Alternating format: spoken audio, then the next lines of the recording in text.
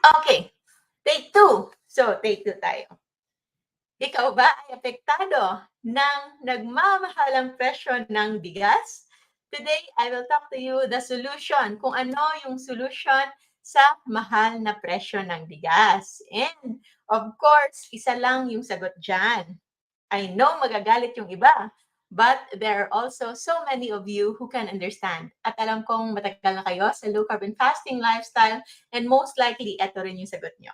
Ang sagot lang dyan, sa mahal na presyo ng bigas ay, of course, huwag nang bumili ng bigas. Huwag nang bumili ng pagkain merong kanin. Hindi mo kailangan kumain ng kanin araw-araw. Thank you so much for tuning in and waiting na ma-okay yung audio natin. Nakakalimutan ko mag-adjust ng audio from time to time, kaya take two tayo. Skip to 3 minutes time para meron na tayong audio. And I will discuss to you, bago nyo itigil yung video na ito, bago nyo i-abandon yung panonood ng video na ito, I hope it pays a lot kung matatapos ninyo, kung ano, para malaman ninyo kung bakit yun yung solusyon ko.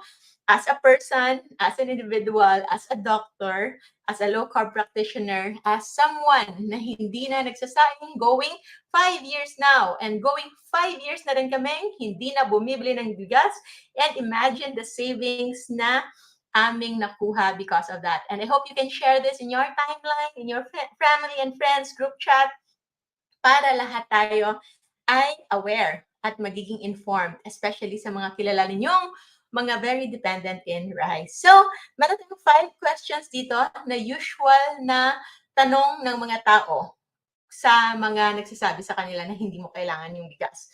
So, number 1, mamamatay na lang ba kami kasi wala na kaming kakaining kanin? So, again, it's a misconception. This is because tayo lang yung mga tao in Earth, no, sa mundo, na very dependent on rice, especially Asians. But among Asians, tayo ata yung very dependent on rice 3 times a day. Na in fact, kahit maraming palayan sa Pilipinas, nag-i-import pa tayo ng bigas. That also drives the price to even go higher. There are many quantities naman of rice, pero yung general trend is nagiging mas mahal na talaga ito.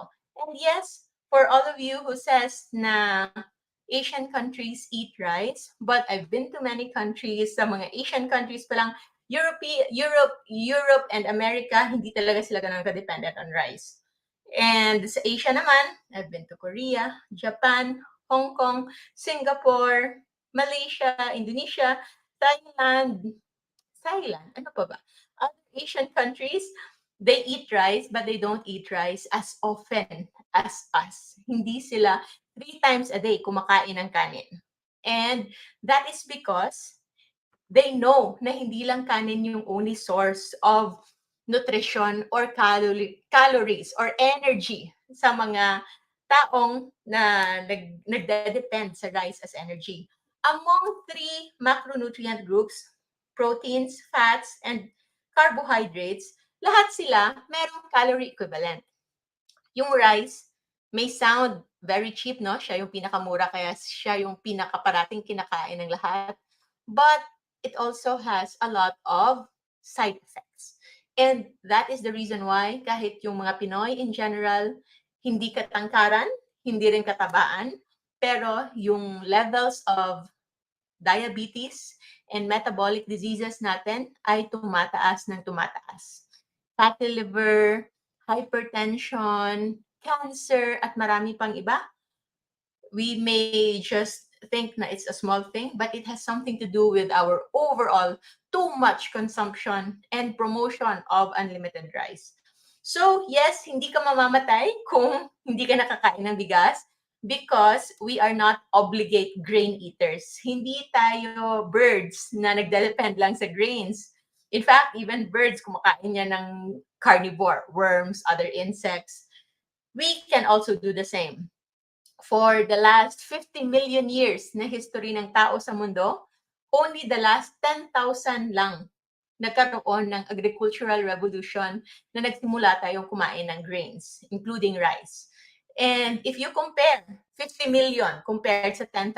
Sobrang liit lang ng 10,000. That's why our biology, our body can really survive nang walang kanin, walang grains. We are more adjusted na kumain ng animal food products and many more. But rest assured na right now, I can tell you na hindi ka mamamatay kapag hindi ka nakakain ng kanin.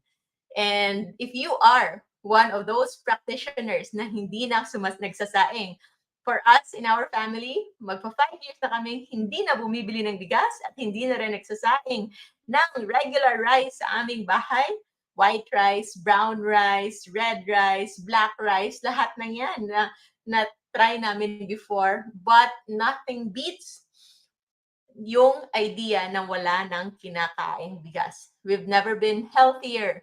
We've never felt better until tinanggal namin yung rice sa aming pantry. So, yun yung number 1 na question. Ano yung second question? Titingnan natin.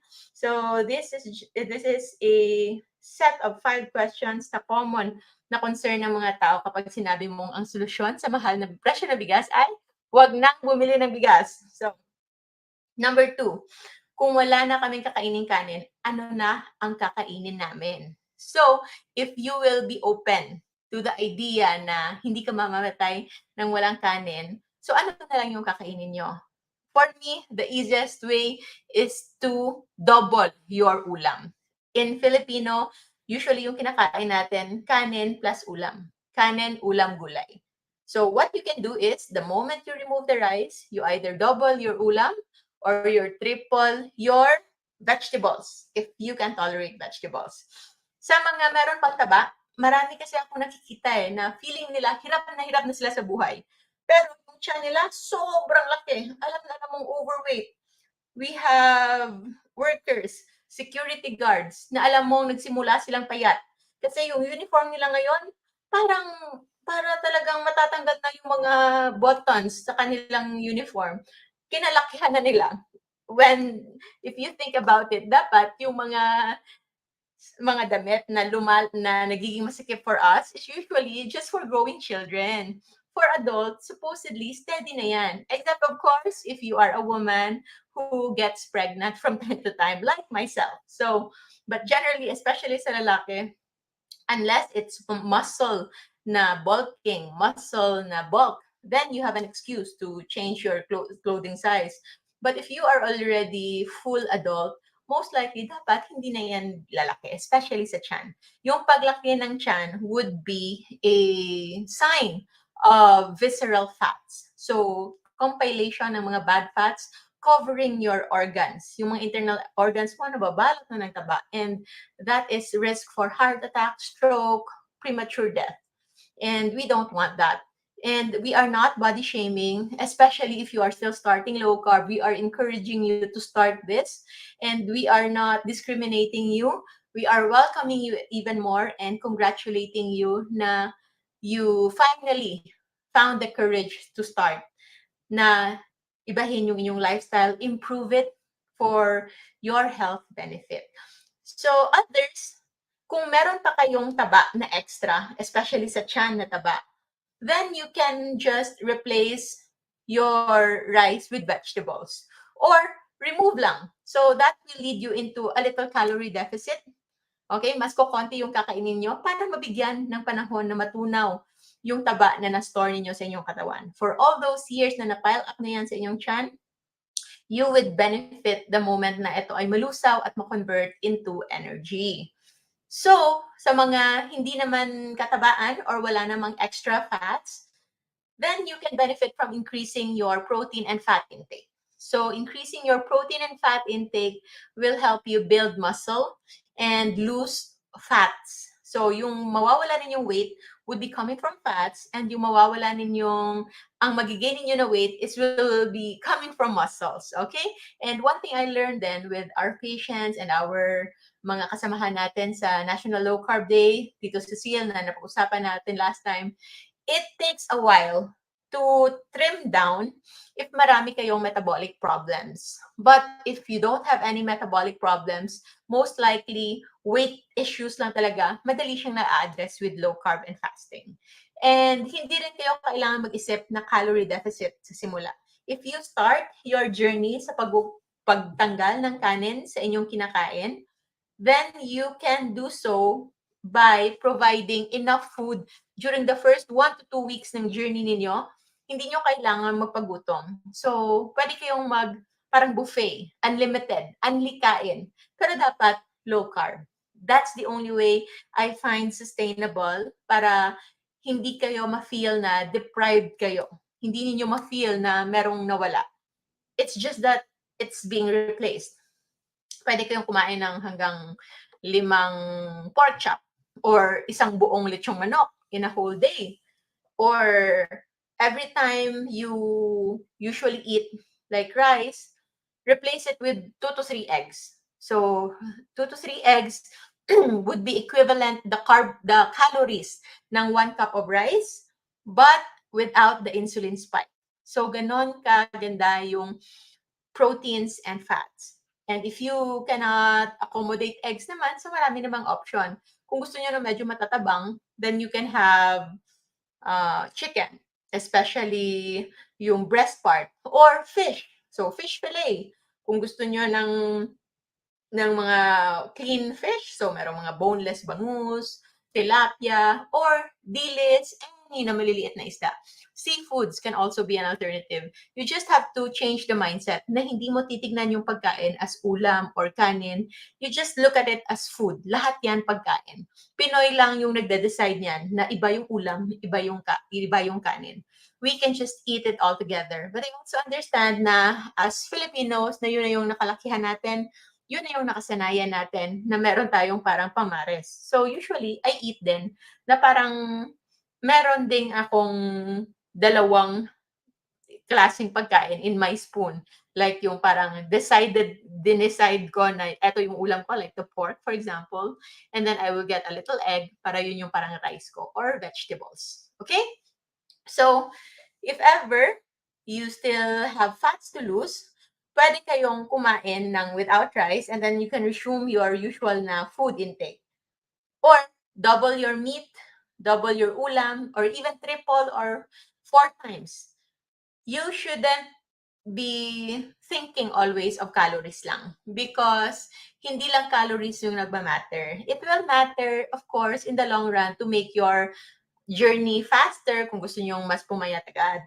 But kung hindi naman weight loss yung goal ninyo, then calories is just secondary. We are considering more of the hormonal effect ng pagkain, especially the insulin effect ng pagkain, and yung carbohydrates talaga, yung nakakaspike ng insulin that blocks your fat burning.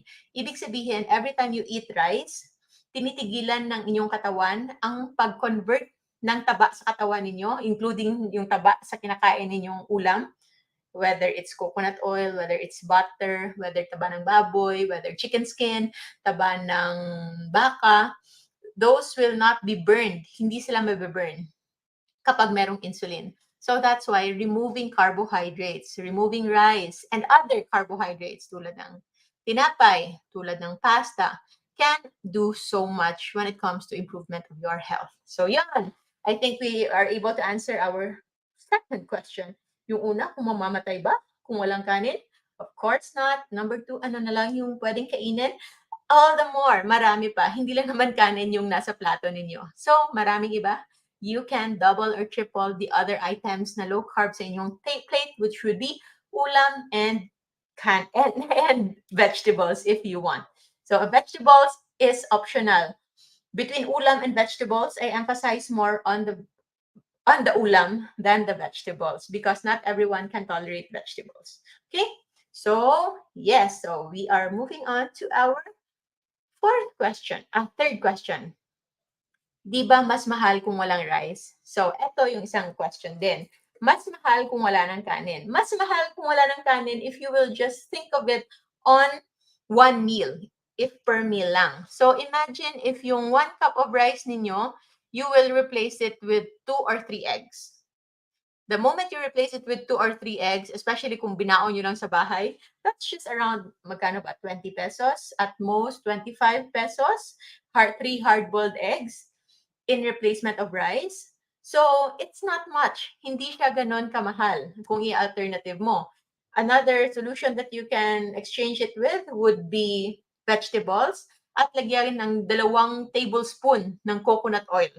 That will already give you the same amount of calories na nasa rice at low cost. Mura pa din.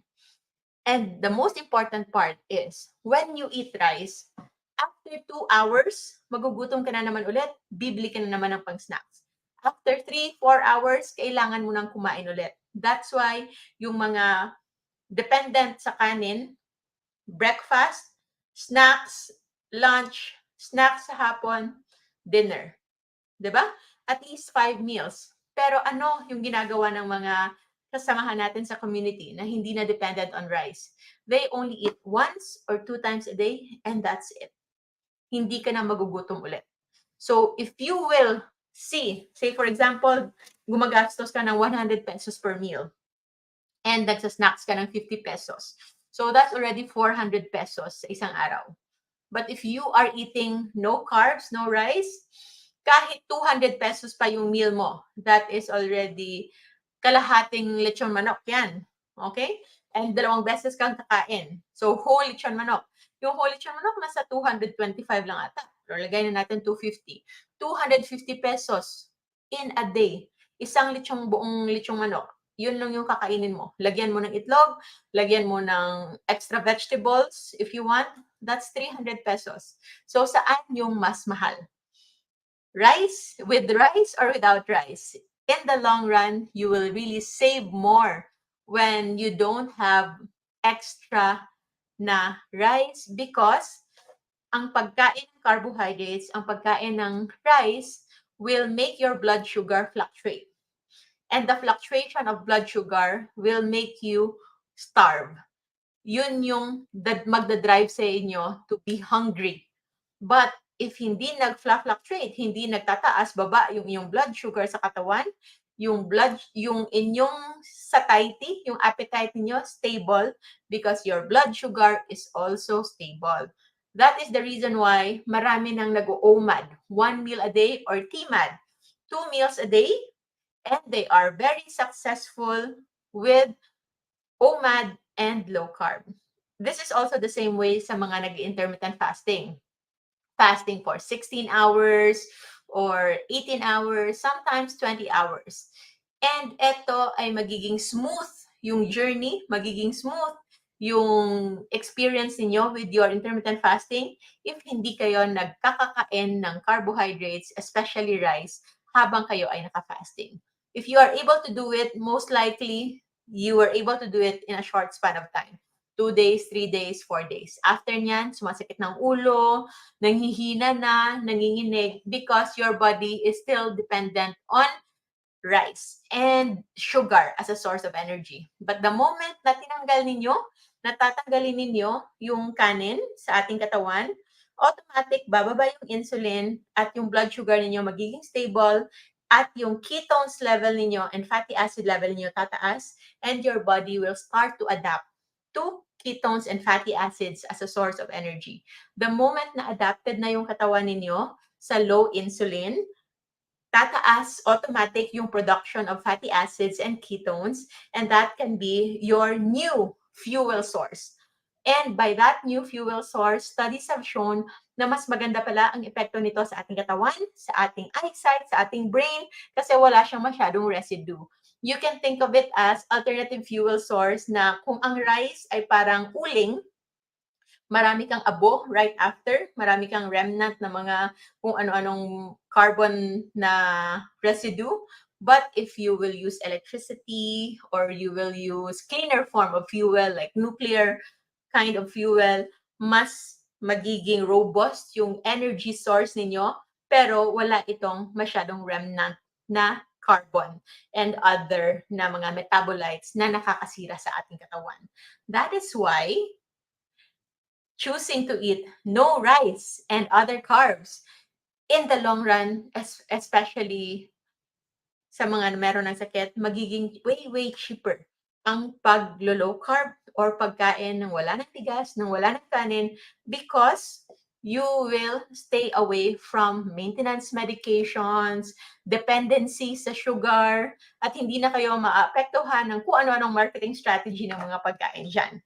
So, even short term, if you are wise and good when it comes to budgeting, at kung kayo talaga ang namamalengke, you can even save on no rice meals, even on a day-to-day or per meal basis.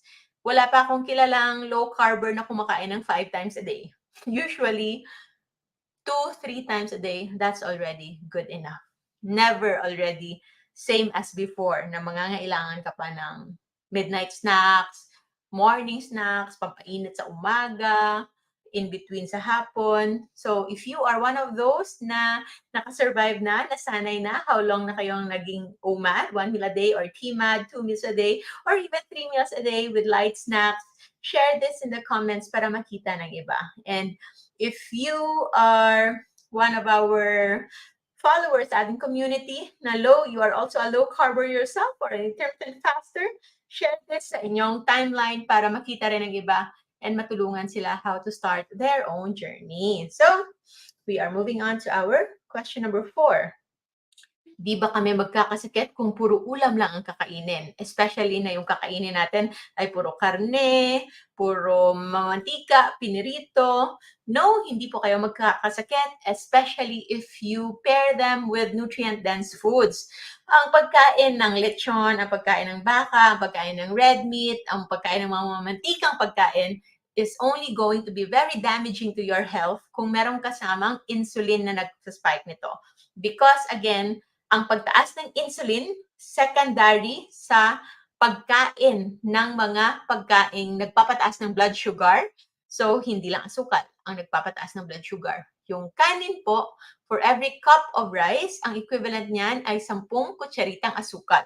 It is still glucose the moment it is processed. Ang bigas or kanin is starch or complex carbohydrates. When broken down, kapag naiproseso na sa ating katawan, ito ay magiging glucose lang din. So, it will still spike your blood sugar and spike your insulin. The moment na mataas na yan, yung kakainin yung taba, yung kakainin yung karne, most likely ay hindi siya mako-convert into energy agad-agad. It can pile up in your system and it can be inflammatory. Okay? And when you eat them, proteins, red meat, and fish, seafood, you can eat it without causing any heart blockage kapag yung insulin sa katawan mababa. Simply saying na when you eat them alone. Sila lang. That's why when we eat pork, pork lang. When we eat eggs with pork, eggs with chicken, eggs with fish, seafood. We eat shrimp, or sometimes meron ding mga, ano pa ba binibili natin? Scallops and other seafood, crabs, kasama ang other meats. Minsan may vegetables and spices. But that's it. Walang kasamang mashed potato, walang kasamang patatas, walang kasamang kanin, walang kasamang tinapay. So that hindi sila magiging inflammatory. They can only become inflammatory if you eat them together with high carb foods. Kumakain na ng kanin na unlimited, meron pang soft drinks, meron pang dessert after, marami pang mga sauces na mga processed din, also sweetened with sugar, then that's not the way to do it. At if takot naman kayo sa red meat, then I am not forcing you, I'm not encouraging you to eat red meat kung takot talaga. You can start with fish, pero kailangan yung damihan ng fish and other seafoods. Kailangan yung damihan so that you can compensate for the essential amino acids, micronutrients, and vitamins and minerals na usually found complete in our red meat. So, I am a proponent of red meat. I advocate red meat eating, even carnivore eating for those who are open to it and can tolerate it. And I assure you na when you start this, you will see changes. Kahit isang araw lang, you will feel na gagaan yung pakiramdam ninyo. There are others who feel na mabigat daw sa tiyan yung proteins. Mabigat sa tiyan yung proteins, but try to think kung ano ang ibig sabihin ng bigat na ito. Yung bigat ng proteins actually is not something bad. It's something good because it takes time para sa katawan natin na matunaw yan. And that's also the reason why when you eat enough proteins, enough na rin yung 1 meal or 2 meals a day lang. Hindi kailangang 3 meals a day. When you eat good amount of proteins and healthy fats, you can see na you can sustain 16 hours straight ng walang kain as long as you've eaten your target proteins and fats for the day. Calories coming from fats and proteins would be enough. Hindi essential yung carbohydrates sa ating pang-araw-araw at hindi kayo magkakaroon ng hypoglycemia. Hindi bababa yung inyong blood sugar because meron tayong tinatawag na gluconeogenesis sa ating katawan. At yung katawan natin ay hindi rin fully dependent on glucose. Majority sa ating katawan ay kayang-kayang mag-function optimally ng maganda na gumagamit lang ng ketones and fatty acids as a source of energy. And yung few parts of our body, of the human body na dependent on glucose, ay kaya lang supplyan ng tinatawag nating gluconeogenesis or yung proseso na kung saan yung ating liver and ang ating kidneys can create its own glucose. Kaya niyang gumawa ng kanyang sariling sugar in case kakailanganin ito. So, I hope I answered that question. Ano yun? Hindi ba magkakasakit kung puro ulam lang? As what I've noticed, mas marami yung nagkakasakit yung puro kanin lang yung kinakain. Kahit puro kanin and gulay, what do I see sa mga pasyente ko before practicing head and neck surgery? Yung mga cancer sa parotid glands, sa salivary glands, cancer sa thyroid, cancer sa ilong. What have they been eating? These are usually farmers, usually taga-probinsya, yung nagtatrabaho sa bukid. So they're very active, parating merong sun exposure, pero ano yung usual kinakain? Kanin, gabundok na kanin, at gulay, but no proteins, no fats. And yes, eventually, yun, ganun pa rin. Tumors, maraming mga tumors, bukol, but BP nila, blood sugar nila, okay lang. But the effect on them would be different. So, iba-iba yung epekto ng pagkain ng kanin and other carbs sa mga tao. Minsan, in one family, hindi lahat diabetic. Pero yung mama, diabetic, yung papa, merong hypertension, yung mga anak, bata pa, may mga fatty liver na, yung isang anak merong PCOS, yung isa parating nag-dysmenorrhea, yung isa merong merong asthma, merong allergic rhinitis. So, iba-iba yung epekto ng too much carbohydrates, too much sugar sa katawan ng tao, and you want to be cautious at dapat aware kayo kung anong epekto nito. So, in my experience, mas maraming nagkakasakit sa puro bigas lamang at kaunting ulam as compared to no rice, no carbs, less carbs, at puro ulam lamang. Personally, I've never been healthier and never na akong nagkasakit, especially when we started removing all the rice. And sa mga kakilala ko and the people who are close to me, whenever they are sick, tinatanong ko lang, what have you been eating? At sila, alam na rin nila na napakain ng kakanin, napakain ng libreng donuts, napakain ng kanin, kasi parating nagluluto yung mga helper sa bahay, at sumasali sila. So, we cannot really escape sa epekto nito sa ating katawan because hindi ito kathang-isip lamang. These ones are backed up by science and millions of years na history nating mga tao. So, nasa fifth question na tayo. So, fifth question. So, kung hindi na kami kakain ng kanin, dahil yon ang solusyon mo sa mahal na presyo ng bigas, ano ang mga alternatibo na pwede namin kainin? Pwede bang kamote, patatas, mais at saging? Answer is no. Why? Because ibang form lang sila, but they are still considered starch and carbohydrates. Although, as compared to white rice, yung kamote at mais, they have higher fiber content. Ang kamote, mas marami yung kanyang electrolyte component, micronutrient. But if you still want to reverse, nasa stage pa kayo ng gusto pang pababain yung insulin, nagsisimula pa lang, then you can benefit from not having it at all.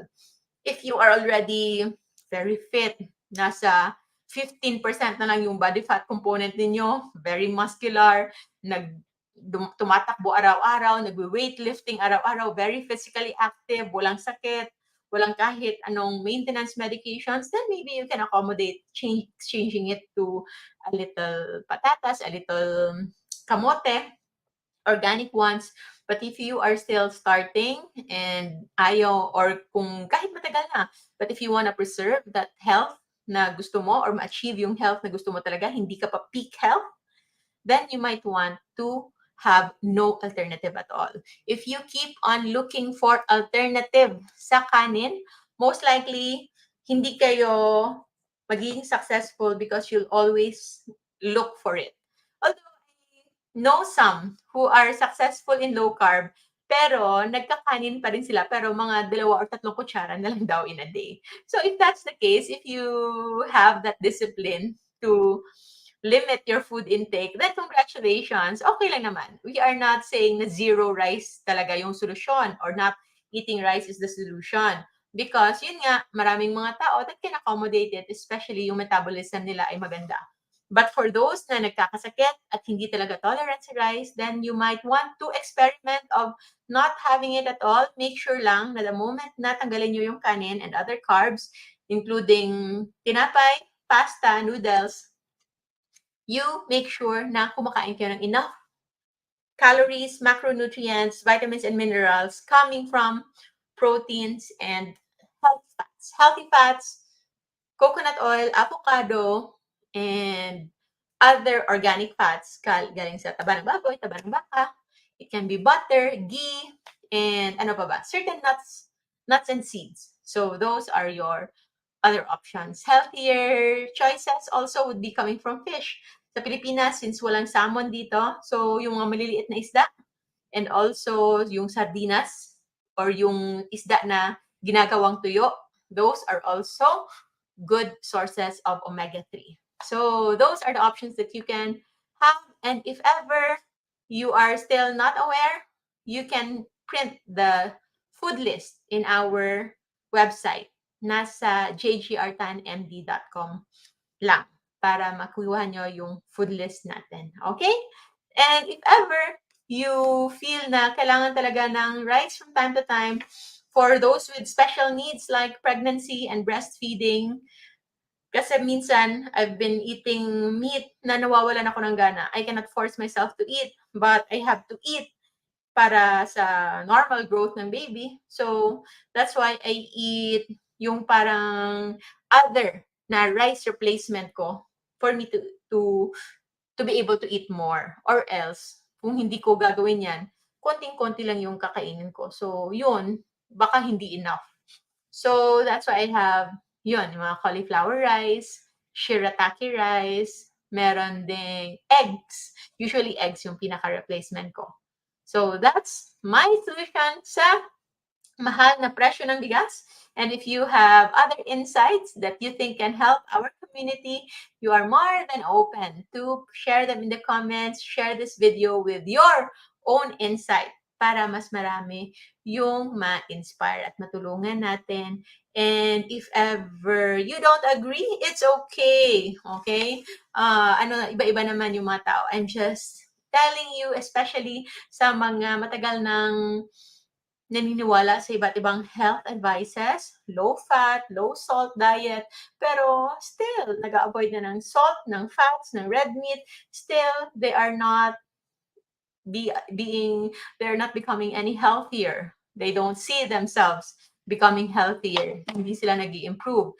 So maybe reversing it all, focusing on removal of inflammatory food, processed foods, and focus more on real food talaga.